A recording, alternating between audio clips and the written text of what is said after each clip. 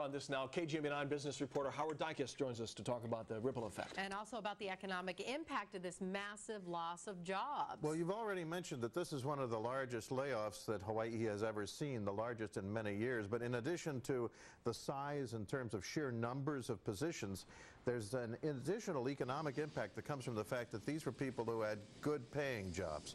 And so the ripple effect to retail, particularly on Oahu, but really all across the state. For example, there are 500 Aloha Airlines employees on the island of Maui.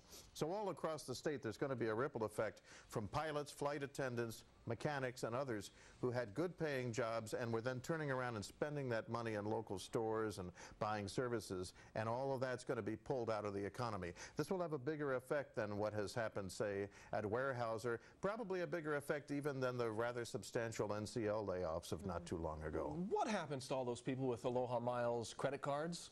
Oh, you mean this?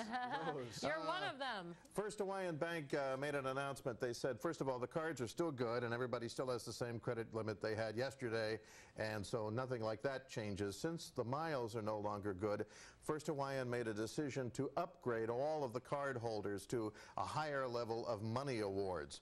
And so it's kind of an offsetting thing that a lot of people are going to get. It may not make up for the miles, but they're trying to find some way to put some additional value add in these still working credit cards. Quickly, Howard, what are the chances Aloha will ever come back? Theoretically, a surviving air cargo carrier could decide down the road to launch a passenger service. But Banmiller made it very clear that none of the people he talked to for whom Aloha was a good strategic fit felt able to do an acquisition right now. So I do not consider this anything but a remote possibility at the most. Definitely no time soon. Right. Thanks a lot, Howard Dykes, filling us in on the rest of the Aloha story. Thank you. All right.